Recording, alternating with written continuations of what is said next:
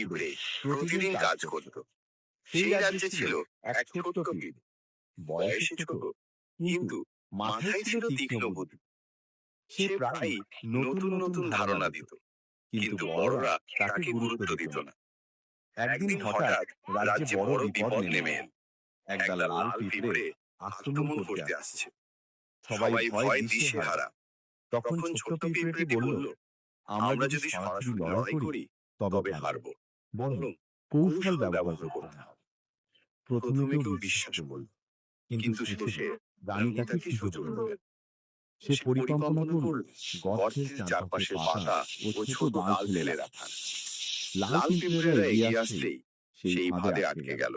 রাজ্য বেঁচে গেল। আমি আমাকে কি উপহার দিল সেটা জানতে হলে চ্যানেলটিকে লাইক করবেন এবং সাবস্ক্রাইব করুন। ধন্যবাদ সবাইকে।